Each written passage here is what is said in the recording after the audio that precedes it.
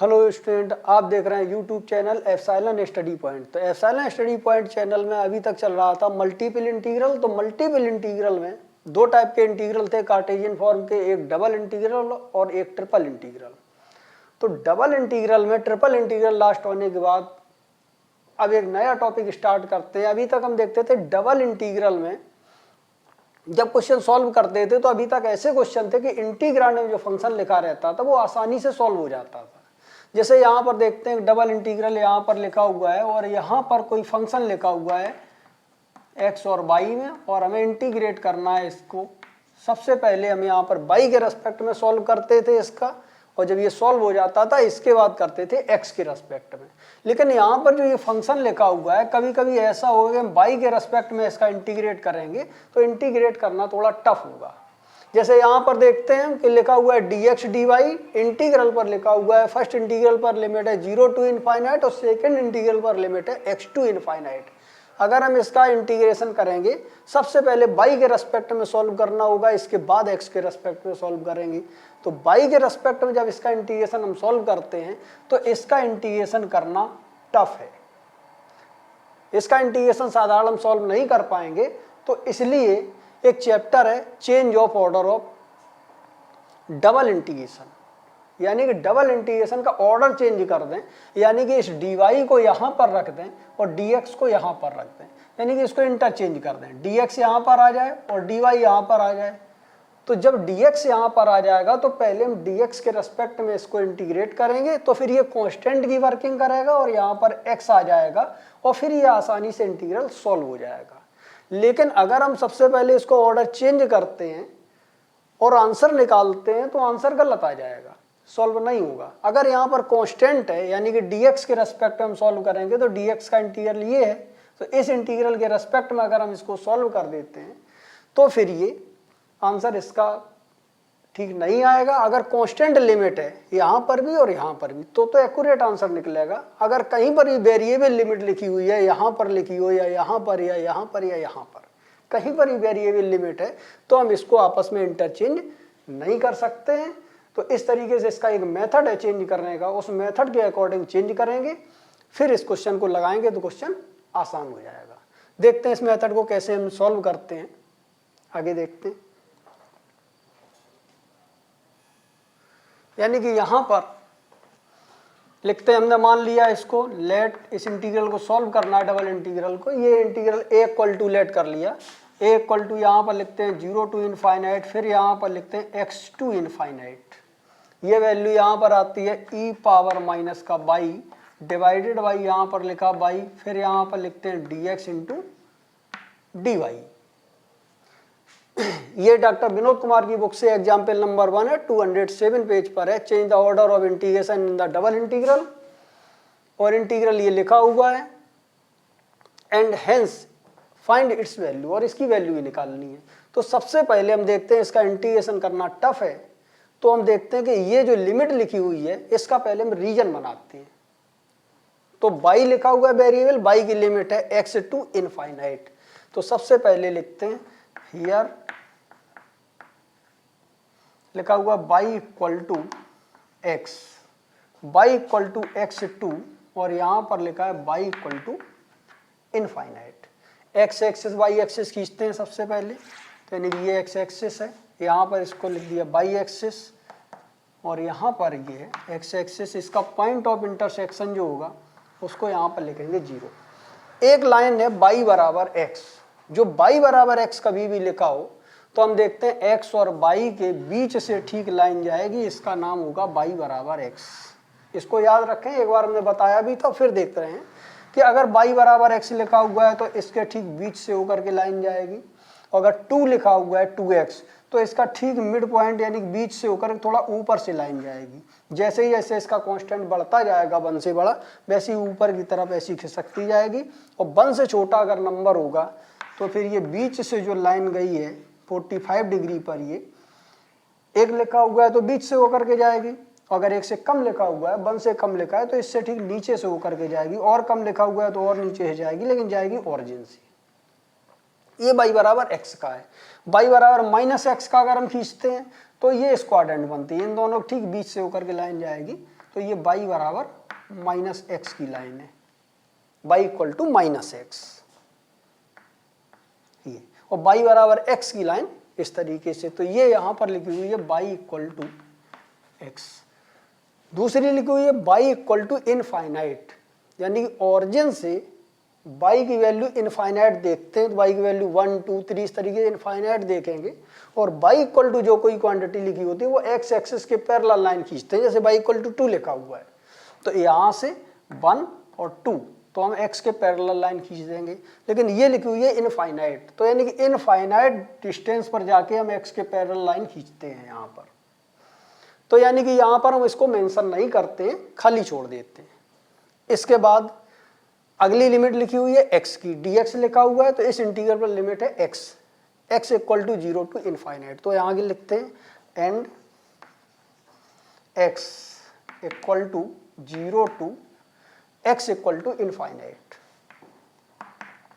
ये लिखा हुआ है।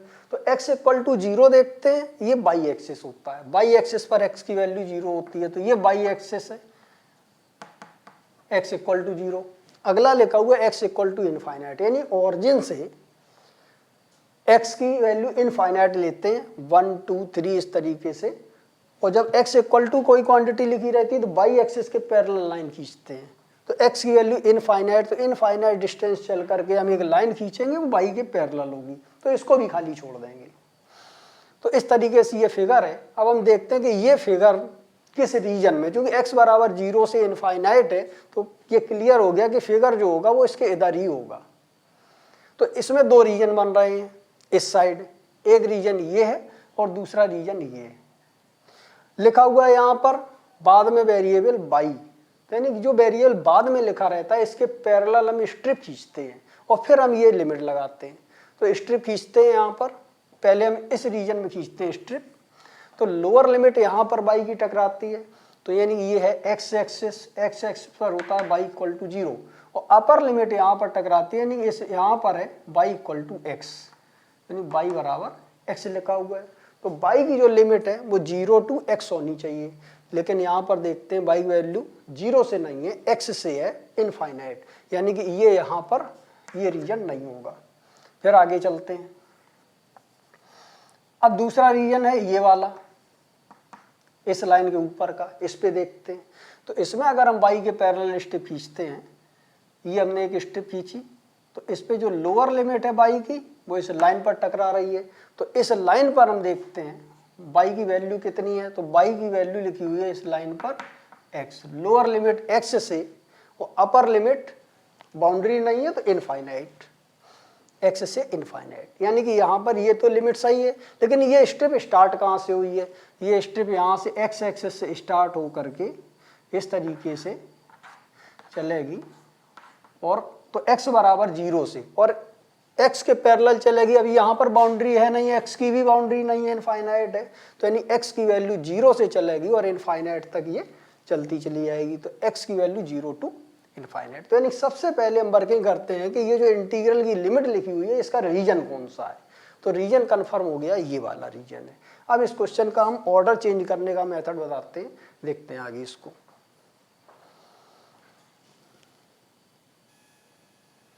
और अब हम इसका ऑर्डर चेंज करते हैं। तो ये a इक्वल टू जो लिखा हुआ है यहाँ पर लिखते हैं a equal to, double integral लगाया, डबल इंटीग्रल लगाने के बाद में इंटीग्रांड में लिखा हुआ e पावर, तो ऐसा ही रहेगा e power minus Y divided Y, यहाँ पर लिख दिया y।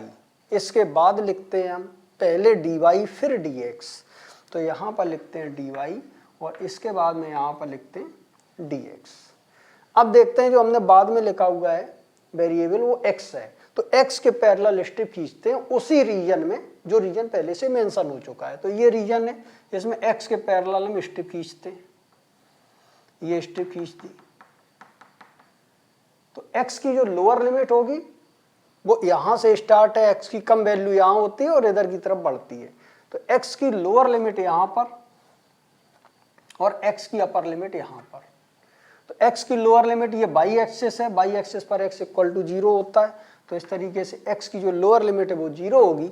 और अपर लिमिट यहाँ पर देखते हैं, ये लाइन है, लाइन पर लिखा हुआ y बराबर x, तो इसमें x की वैल्यू फाइंड करनी है, तो x बराबर लिखेंगे y। तो इस तरीके से यहाँ पर x की वैल्यू 0 to y हो जाएगी। अब देखते हैं y, तो यानी ये स्ट्रिप स्टार्ट कहाँ से होती है y की वैल्यू से और लास्ट कहाँ होती है, तो y की मिनिमम वैल्यू इस रीजन में यहाँ पर है, यानी कि ये स्ट्रिप यहाँ से स्टार्ट होगी इस वाले पॉइंट से, ये पॉइंट होता है 0,0, तो यहाँ से स्टार्ट होगी, फिर ये पैरेलल इस तरीके से चलती चली जाएगी और जा करके ऊपर बाउंड्री नहीं है, तो y की वैल्यू 0 से स्टार्ट होगी और लास्ट बाउंड्री होगी इनफाइनाइट। तो इस तरीके से y की वैल्यू 0 to इनफाइनाइट आ जाएगी। और अब इस इंटीग्रल को सॉल्व करना आसान होगा, तो यानी कि इसको सॉल्व करते हैं, तो यानी कि यहाँ पर आ जाएगा a इक्वल टू, पहले x के रेस्पेक्ट में सॉल्व करेंगे, तो यानी कि यहाँ पर लिखेंगे लिमिट 0 to इनफाइनाइट। अब ये dx का इंटीग्रल ये लिखा हुआ है और dy का इंटीग्रल ये लिखा हुआ है। यहाँ पर लिखते हैं इंटीग्रल 0 to y, तो यानी कि ये वैल्यू आ जाएगी यहाँ पर 0 to y, और यहाँ पर dx लिखा हुआ है, x के रेस्पेक्ट में करेंगे तो ये कांस्टेंट आएगा y, तो यानी कि यहाँ पर लिखते हैं e power minus y divided y, यहाँ पर लिख दिया y, और इसको यहाँ पर लिखते हैं dx। इसको सॉल्व करने के बाद dy लिखेंगे। आगे देखते हैं, इक्वल टू लगाया, 0 to इनफाइनाइट किया और यहाँ पर वैल्यू आई e पावर माइनस y, और डिवाइडेड y यहाँ से मिल जाएगा y, और इनटू dx का करेंगे तो ये x आएगा, तो यानी कि इसको यहाँ पर x लिखते हैं और x की लिमिट है 0 to y, और इस तरीके से यहाँ पर dy लिख दिया। आगे सॉल्व करते हैं इसे।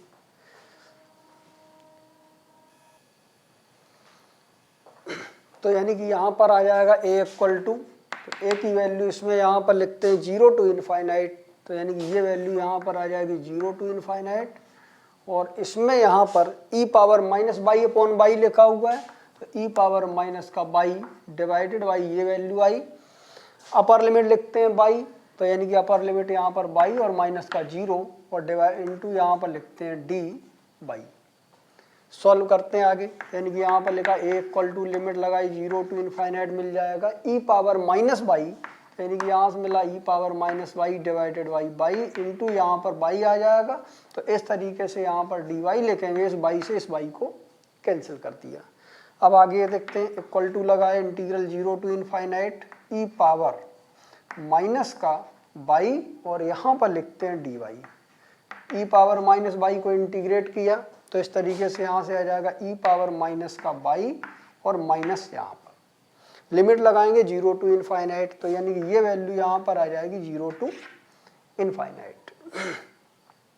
आगे सॉल्व करते हैं, तो इक्वल टू लगाया, माइनस बाहर निकाल दिया, e पावर इनफाइनाइट रखेंगे तो e पावर माइनस इनफाइनाइट आएगा, माइनस लगाएंगे, फिर 0 लिखेंगे e पावर पर, y की जगह पर, तो e पावर 0 आ जाएगा। तो इस तरीके से यहाँ से आ जाएगा minus e power minus infinite की वैल्यू आ जाएगी यहाँ पर 0, और माइनस e पावर 0 की वैल्यू 1, तो माइनस का इंटू करेंगे इसलिए प्लस 1 आ जाएगा। तो यहाँ पर आगे देखते,